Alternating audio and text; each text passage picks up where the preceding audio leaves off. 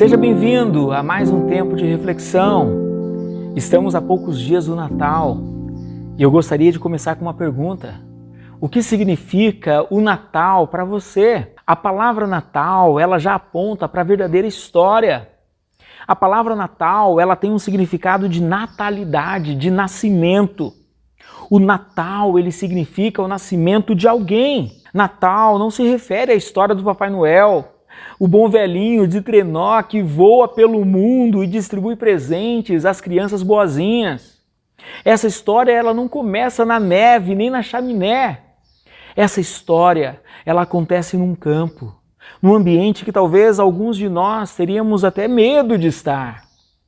A história do Natal começa num campo. E lá no Evangelho de Lucas, ela é contada assim. Havia pastores que estavam nos campos próximos e durante a noite tomavam conta dos seus rebanhos. E aconteceu que um anjo do Senhor apareceu-lhes e a glória do Senhor resplandeceu ao redor deles e ficaram aterrorizados. Você já prestou atenção nessa palavra aqui nesse texto? Ficaram aterrorizados?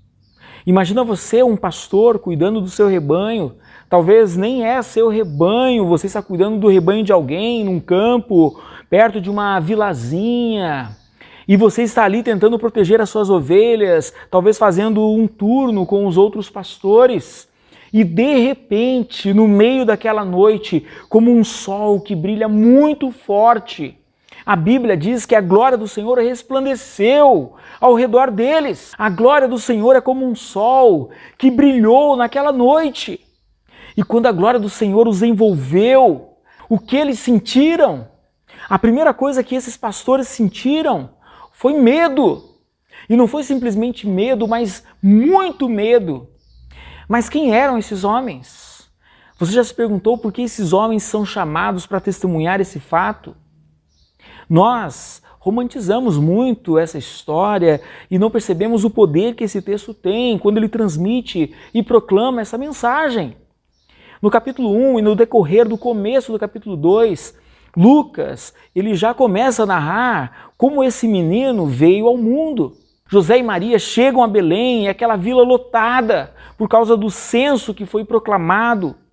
Quando eles batem na porta dos hotéis, não tinha mais vaga, não tinha mais onde eles ficarem. E de repente eles acham um lugar num estábulo, numa estrebaria, num lugar onde ficavam os animais, onde estavam presos os jumentos, os cavalos, os viajantes. Um lugar que não tinha um cheiro gostoso, não tinha um cheiro, um ambiente limpo. Não era um ambiente favorável para uma mulher na idade gestacional que a Maria estava, ainda mais depois de uma viagem longa como ela fez. Mas ela entra naquele lugar e quando ela está ali, ela começa a ter dores de parto. E ali nasce aquele menino, sem um berço todo bonitinho, de última geração, comprado num shopping. Maria e José são obrigados a colocar um pouquinho de palha numa manjedoura, um coxo, onde as vacas, os cavalos e os jumentos se alimentavam. E ali eles repousam o bebê recém-nascido, o Deus Todo-Poderoso, o Deus que se fez homem. Você consegue imaginar essa cena? Quem é pai, quem é mãe aqui sabe o que eu estou falando. Quando os nossos filhos nasceram, nós tivemos todo aquele cuidado, toda aquela atenção aos detalhes, porque eles são seres tão frágeis.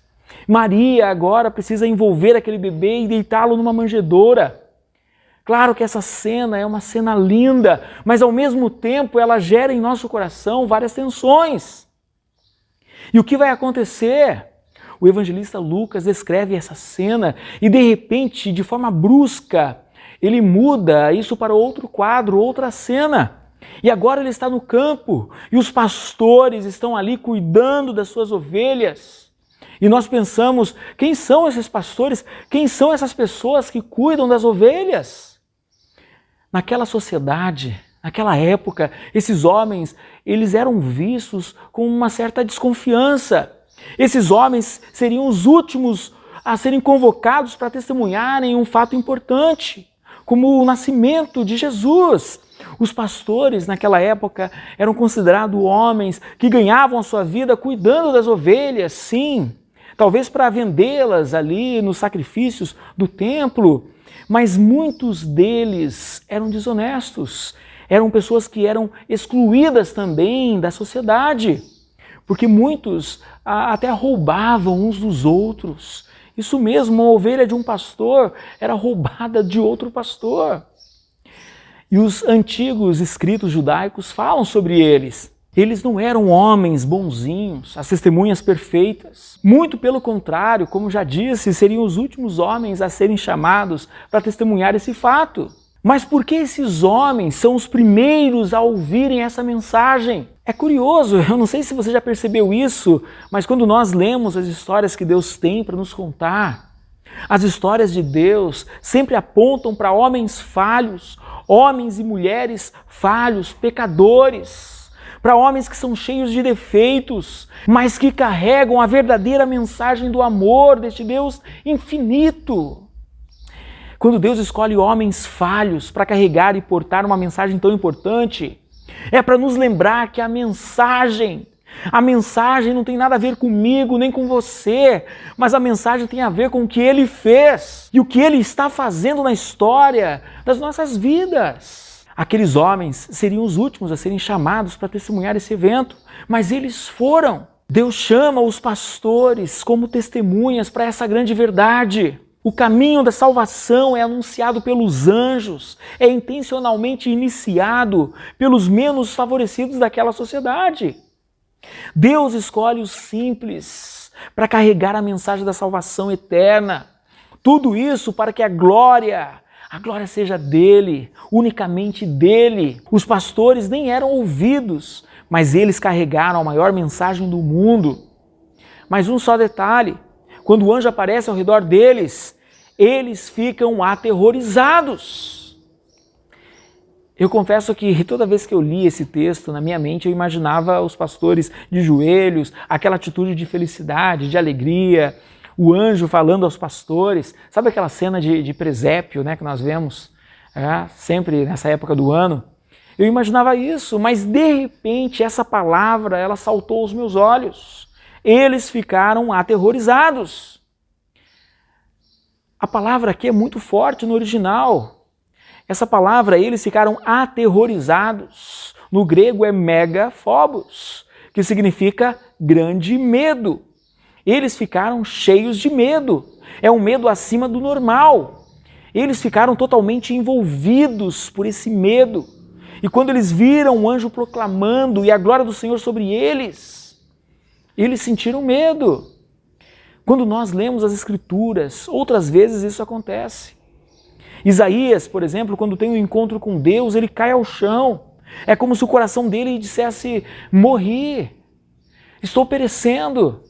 Jó, diante da glória de Deus, ele reconhece a sua fraqueza, a sua pequenez, a sua insignificância.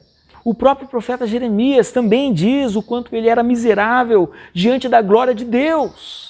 E agora esses pastores ficam com muito medo. De repente, se você imaginou essa cena de Natal, com uma cena ali tudo bonitinha, os anjos cantando, esse texto nos mostra uma cena de Natal de medo. É um anúncio grandioso, é uma proclamação de vitória, é uma grande mensagem. E por isso não podemos transformar essa mensagem como algo banal em nossas vidas. A primeira coisa que o anjo olha para aqueles homens e diz é: não tenham medo.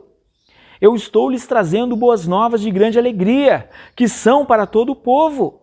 Hoje, na cidade de Davi, lhes nasceu o Salvador, que é Cristo, o Senhor.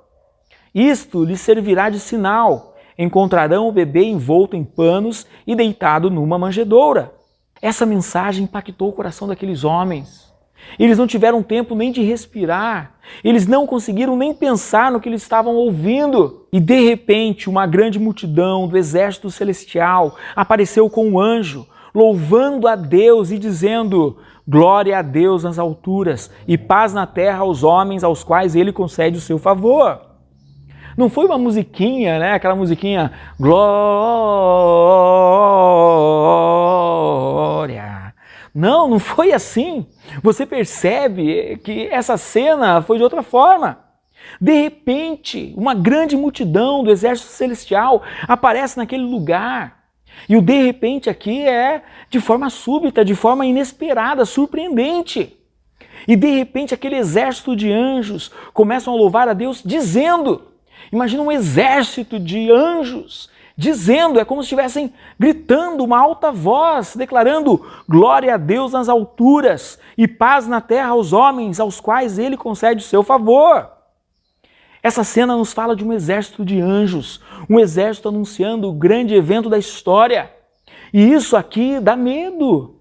Você já imaginou você à frente de um exército e de repente ele grita, né? E como você vai reagir a isso? A gente fala, mas eles estavam cantando. Não, a Bíblia diz que eles começaram a louvar a Deus dizendo. A ênfase aqui é percebermos que mensagem é essa, qual é a verdadeira mensagem do Natal. E esse texto nos aponta, dizendo primeiro que este anjo olhou para aqueles homens e disse, não tenham medo. Não tenham medo porque eu estou lhes trazendo boas novas de grande alegria para vocês. A alegria que contrasta com o medo. E essa palavra boas novas é a palavra que no original grego vem a palavra evangelho. É a proclamação da notícia de vitória. E a palavra evangelho, o verbo evangelho, ele era usado para quando o exército daquela cidade saía de repente para uma guerra e alguém tinha que trazer as notícias da guerra para a cidade. Ficava na cidade só pessoas que não poderiam ir para a guerra, mulheres, crianças, viúvas, pessoas idosas. O exército e todo mundo que podia lutar estava fora da cidade, fora dos muros de proteção, nos campos. E essas pessoas ficavam ali na cidade aguardando, esperando uma notícia da guerra. Porque se o exército daquela cidade tivesse perdido a batalha, aquela cidade seria tomada por um inimigo. E iria existir muita violência, as mulheres seriam violentadas, as crianças seriam mortas. Talvez todo o mantimento daquela cidade iria ser saqueado. A injustiça poderia chegar naquele lugar. Você imagina o coração deste povo esperando ali uma boa notícia. E de repente surge um homem na colina gritando e saltando, correndo, dizendo Evangelion, Evangelion. E sabe o que isso significa?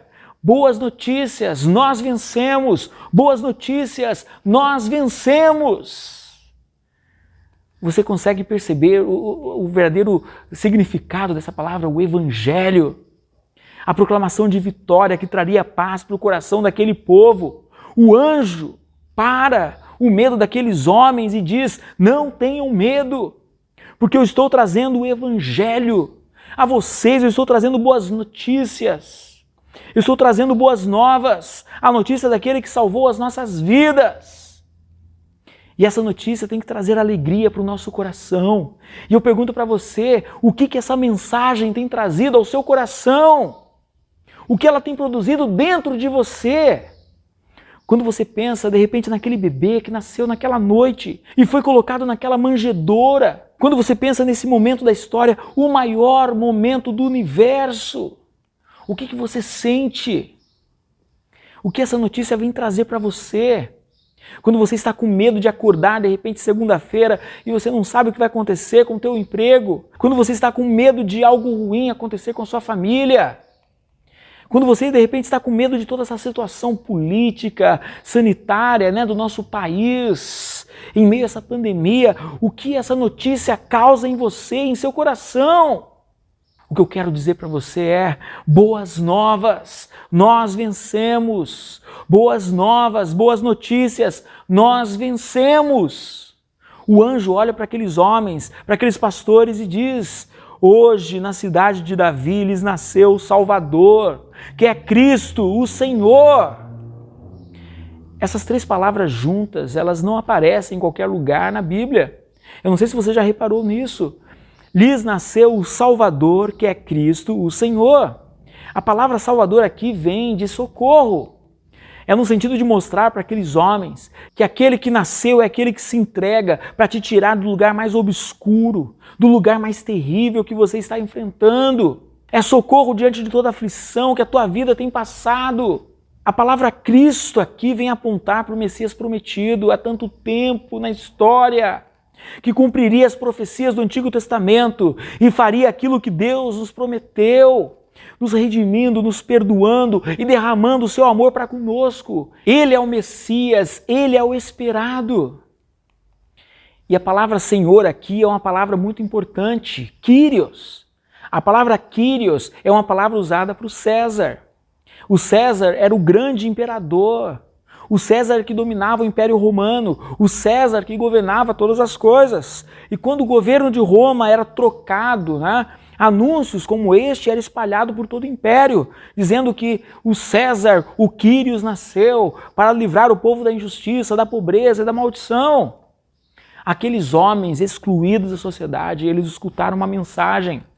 Esse bebê que nasceu, ele é o Senhor, ele é o Kyrios. Significa que Deus olhou para o mundo que ele criou, olhou para o caos que nós estávamos imersos, e ele se inseriu em nosso mundo. Ele veio ao mundo como um homem. O grande Criador do universo se esvaziou e se transformou num bebezinho, em uma manjedoura, mas proclamando a todos que ele é o Senhor sobre tudo e sobre todos. E se essa mensagem é as boas novas da vitória e grande alegria para nós, nasceu o Salvador, que é Cristo o Senhor, isso impacta o coração daquele que crê em todos os aspectos, porque isso significa que eu não sou mais o Senhor da minha vida. Ele é o Senhor de todas as coisas. Eu não sou mais o Senhor sobre a minha existência. Ele é o Senhor sobre tudo que me envolve. Ele é o Senhor. Quando eu olho para essa mensagem, a verdadeira mensagem do Natal, que fala do nascimento do Salvador, isso nos fala que jamais poderíamos salvar a nós mesmos. É impossível. Precisamos de um Salvador. Mas para me salvar do quê? Para me salvar da injustiça, da economia falida, dessa pandemia? Para nos salvar dessa sociedade caótica que vivemos? É para isso que nós precisamos de um Salvador?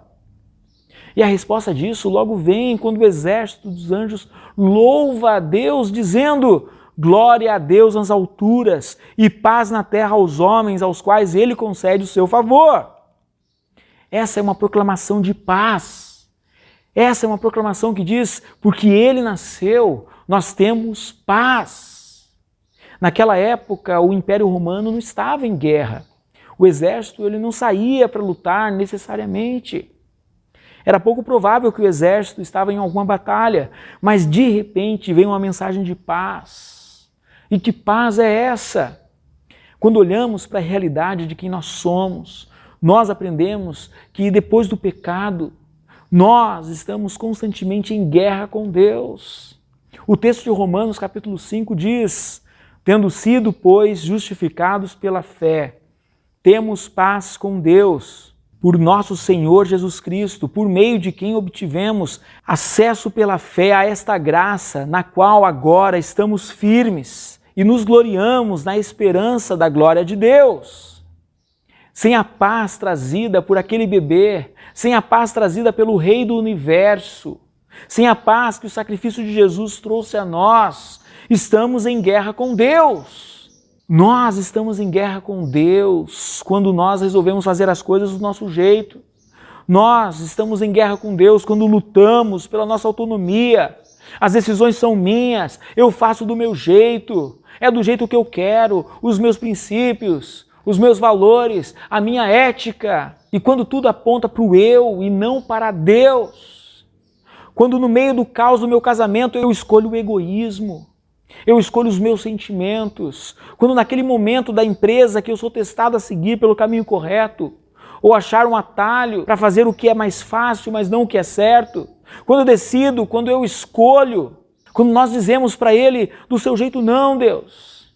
Na área da minha sexualidade, quem manda sou eu faço do meu jeito. Tudo do seu jeito não, Deus. No meu casamento, quem manda sou eu. Quando você coloca o teu coração acima de Deus, você está só denunciando a todos que você mesmo está em guerra com Ele. O pecado, ele causou essa separação para com Deus Criador.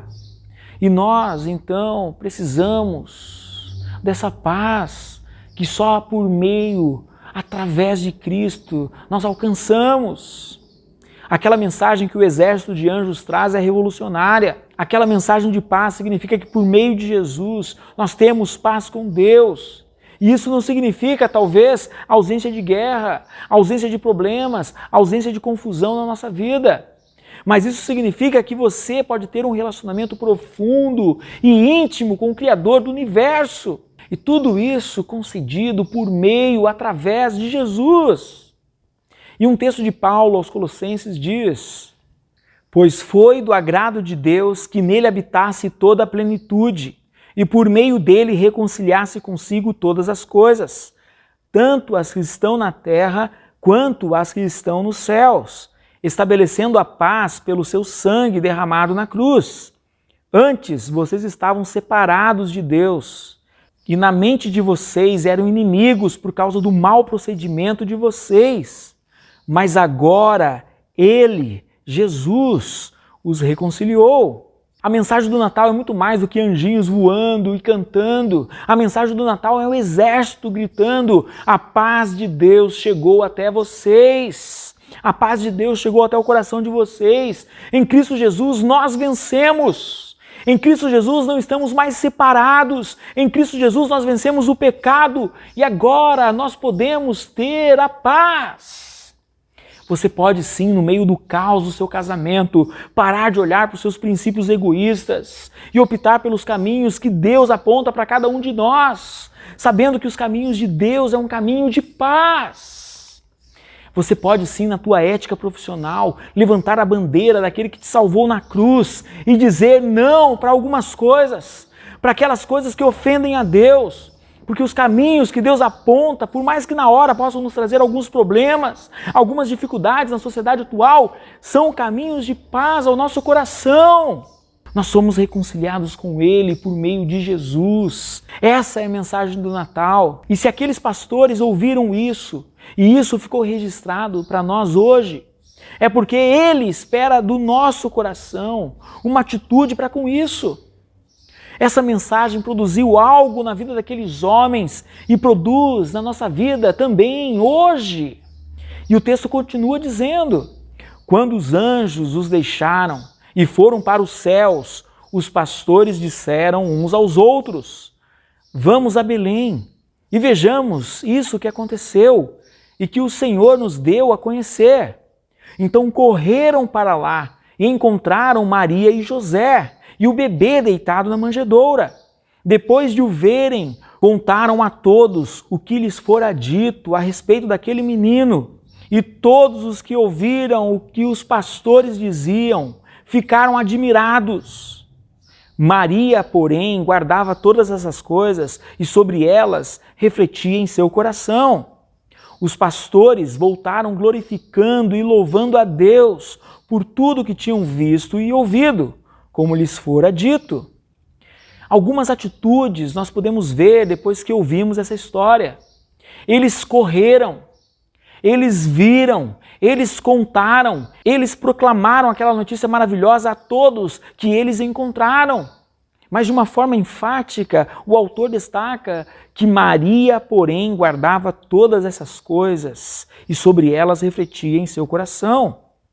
Quando os pastores chegaram naquela cena e veem aquele presépio real, eles olham para aquele bebê envolto nos panos, deitado numa manjedoura. Eles olham para Maria, olham para José e eles contam para eles o que tinham visto.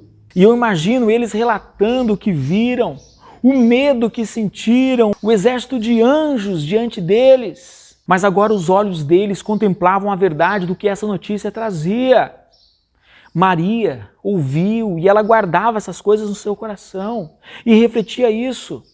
E essa palavra refletir é ponderar de uma forma cognitiva. É uma palavra usada para dizer qual é o contexto disso, como eu estou inserido nisso, como eu me conecto à história que eu estou ouvindo. Era como se Maria estivesse ligando os pontos das coisas que já aconteceram com ela, do anjo que chegou a falar com ela mesma. E agora os pastores testificando tudo isso, uma coisa se conectando com a outra, e Maria se contextualizava. Essa palavra, ela é forte. É um movimento de você pensar no seu coração. Como que isso se encaixa na minha vida, em tudo que eu sou? Maria olhou aquela cena e ela perguntou em seu coração: o que isso tem a ver comigo? Como eu fico depois dessa história? Como eu preciso agir em relação a isso? E é isso que o Natal tem que produzir em nosso coração. Nós não podemos ouvir essa história e depois de ouvi-la, ficarmos apáticos, como se ela não significasse absolutamente nada para nós. Se nós acreditamos nessa mensagem que foi anunciada pelo exército de anjos, e se acreditamos na mensagem do anjo dizendo: hoje lhes nasceu o Salvador, que é Cristo o Senhor, essa história não pode simplesmente ser ignorada por nós no tempo, neste momento que estamos vivendo, porque é isso que traz esperança ao nosso coração, é isso que nos alegra e arranca do nosso coração todo o medo que nós podemos ter. Nós precisamos voltar o nosso coração para essa realidade e, no mínimo, perguntar para nós mesmos: o que muda na minha vida quando eu sei que o Salvador nasceu, que Deus se esvaziou da sua glória e veio aqui na terra habitar como um homem entre nós? O que muda nas minhas atitudes, o que muda na minha fala, o que muda na forma como eu trato as pessoas que moram comigo, como eu me conduzo no trânsito, o que muda na minha vida, como eu lido com a igreja pela qual eu faço parte, o que muda na minha vida. Mas Maria, porém, guardou todas essas coisas e sobre elas refletia em seu coração. E essa palavra guardou é muito bonita, porque tem um sentido de entesourar, é de fazer daquela verdade um tesouro para a alma. É transformar aquilo na verdade mais preciosa que ela possuía, é valorizar cada palavra. Essa palavra também tem um sentido de manter a chama viva a respeito dessa verdade. É como nós, diante do fogo, soprando as brasas, para que o fogo todos os dias revivesse, todos os dias aquecesse, todos os dias voltasse a queimar. A cada evento que Maria passava, ela soprava as brasas no seu coração, para que a verdade de Deus ardesse por dentro. E eu pergunto para você, o que essa história tem produzido em seu coração? O quanto nós valorizamos, guardamos isso dentro de nós, como um tesouro para nossa alma. O quanto todos os dias sopramos as brasas do nosso coração, para que essa história se mantenha viva.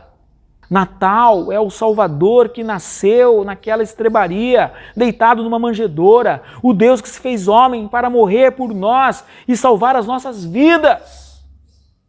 O que de fato essa época do ano significa para as nossas famílias? O que de fato essa data significa para o seu coração, para os seus filhos? O que você tem feito ao redor, de repente, da mesa da sua casa para poder ensinar essa verdade, essa mensagem a eles? Porque se você não ensinar, o YouTube vai ensinar. Se você não ensinar, a Netflix vai ensinar, a Disney vai ensinar. Mas a mensagem de Natal nos fala de quanto perdidos estávamos. A mensagem de Natal nos fala que o Deus Criador entrou na história para mudar a minha história e arrancar todo o medo do meu coração. O nosso futuro, o que será de 2021, o que será do amanhã, nós não sabemos. Mas temos a plena certeza, a convicção, a esperança que temos o nosso Salvador, que nos dá a garantia de que todos os dias da minha vida Ele estará conosco. Todos os dias da nossa vida, sejam eles bons ou ruins, Ele jamais nos abandonará e o nosso destino é certo. Nós viveremos para sempre, eternamente com Ele. O Natal, ele não tem nada a ver com aquilo que nós merecemos. A mensagem de Natal nos fala da graça de Deus, do favor de Deus para com o seu povo. Por isso, o que o Natal significa para nós? O que essa mensagem produz em nosso coração? O que isso faz com a nossa família? Os pastores, eles tiveram pelo menos 4 atitudes diante dessa mensagem. Eles ouviram atentamente. Eles ouviram o que o anjo disse, eles ouviram e internalizaram aquilo. eles partiram com urgência. Eles saíram para verificar o que estava acontecendo. Eles saíram, eles se moveram até a cidade, eles deixaram as ovelhas no aprisco. Eles queriam ouvir aquilo que o anjo tinha anunciado. E quando nós ouvimos algo tão importante na nossa vida, nós não podemos ficar apáticos a isso. Nós precisamos agir. E se a mensagem de Natal é uma mensagem de paz na terra entre os homens, como nós que temos essa mensagem, temos promovido a paz? Como você promove essa paz dentro da sua casa? Como você promove essa paz na relação com as pessoas que trabalham com você? De nada adianta você ouvir essa história se essa história não te mover na urgência da ação. Eu preciso fazer algo, eu preciso agir, eu preciso ver essa paz na minha vida, na minha família, no meu trabalho, aonde eu estiver. Eles saíram e contaram para todos. E nós somos o todos. Nós somos o todos que ouviram esta história. E nós precisamos também ser aqueles que vão contar esta história. Deus se fez homem e habitou entre nós. E a atitude daqueles pastores, logo após testemunharem com seus olhos tudo isso, as Escrituras dizem: os pastores voltaram glorificando e louvando a Deus por tudo que tinham visto e ouvido, como lhes fora dito. Eles não ficaram apáticos a isso, mas eles foram transformados pela verdadeira mensagem do que significa o Natal. E você também pode ser transformado, renovado por esta verdade, que o Natal nos revela. E tomar uma atitude a partir de então, de que Jesus seja de fato o Senhor dos seus dias, das suas atitudes, das suas palavras, de quem você é. Na noite de Natal, nasceu o nosso Salvador, o Cristo, o Senhor das nossas vidas. Essa é uma mensagem tão grandiosa que não pode ficar só com você. Você precisa sair e contar para todos que não precisamos ter mais medo. Como aquele anjo disse, não tenham medo, porque eu lhes trago boas novas de grande alegria. Quantas pessoas sofrendo ao nosso redor e que precisam ouvir isso? Pois as boas novas, o Evangelho de Jesus é um Evangelho que traz grande alegria. É a história daquele que veio ao mundo para transformar o nosso mundo. E para refletir e praticar, eu gostaria de deixar 3 perguntas. A primeira delas, o que significa o Natal para você e para a sua família? O que você tem feito na tua casa para poder contar e mostrar para a tua família, para os seus filhos, para os seus netos, o verdadeiro sentido do Natal? São coisas simples, não precisa ser nada complexo ou grande. Quem sabe seja a leitura de um simples devocionário, usando de repente leituras diárias todos os dias, lembrando de alguns salmos, de algumas profecias, sentado à mesa com a sua família. Quem sabe cantando algumas músicas. A questão é que às vezes nós estamos tão preocupados de mostrar para os nossos filhos, para os nossos netos, um shopping bonito, a decoração na cidade, e esquecemos da verdadeira história. Estamos tão preocupados em mostrar para eles que eles podem merecer um presente se eles tirarem notas boas, mas nos esquecendo de mostrar para os nossos filhos que o maior presente nós já recebemos em nossa vida. O que você tem feito? O que você tem feito para influenciar a sua geração a respeito do Natal, do verdadeiro Natal? Como está a tua casa? O que de fato significa essa data na tua vida? O que a mensagem nasceu Salvador provoca no seu coração? Medo ou grande alegria? Ela te tira daquele lugar de ansiedade para um lugar de confiança? Todos os dias você pode acordar e dizer para Deus, Deus, obrigado porque o Senhor me salvou de mim mesmo. Obrigado, Senhor, porque o Senhor me salvou do meu orgulho. O Senhor me salvou da minha arrogância. O Senhor me salvou da minha prepotência. O Senhor me salvou das minhas escolhas. O Senhor tem me salvado todos os dias de escolher coisas erradas e optar por caminhos errados na vida. O Senhor tem me salvado. E por meio de Jesus, que morreu em uma cruz, eu tenho experimentado a salvação de Jesus dia após dia.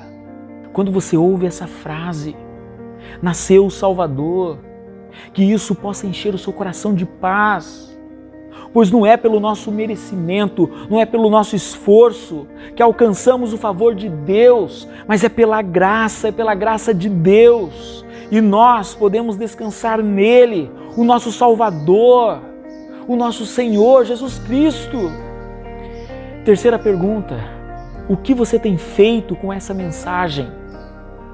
Se sinta desafiado nesse dia a sentar com seu cônjuge, a sentar com seus filhos, com seus netos. Quem sabe no dia 24 você pode se sentar com sua família e dizer: deixa eu contar uma história para vocês. A história do Deus conosco, do Deus Emanuel, do Deus que se encarnou e se tornou um pequeno bebê deitado numa manjedoura. Deixa eu contar a história para vocês daquela noite, da noite em que a salvação chegou em nossa vida, da noite de Natal. Isso é tremendo, isso é maravilhoso, queridos. Por isso eu te convido a orar, colocar o seu coração diante desse Deus todo amoroso, cheio de graça e compaixão para com seus filhos, para com seu povo. Feche os teus olhos, querido. Vamos orar. Pai querido, nós nos colocamos diante do Senhor. Estamos diante da Tua presença e queremos, Senhor, Te agradecer por recebermos essa boa notícia que arranca do nosso coração todo medo e nos traz, Senhor, grande alegria. Pai querido, muito obrigado pela salvação concedida em Cristo Jesus. O Salvador nasceu, o Messias prometido, o nosso libertador. E hoje nós podemos comemorar o Natal e olhar para o futuro com esperança. Mesmo que o mundo esteja um caos, nós podemos, Senhor, confiar que estamos seguros em Tuas mãos.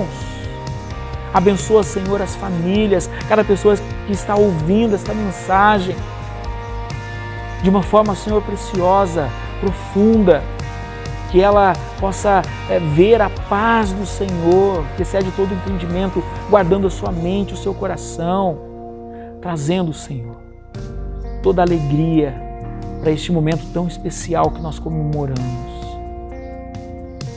E nós oramos no precioso nome de Jesus, o nosso Senhor e Salvador. Amém. Amém. Amém, queridos. Que Deus te abençoe.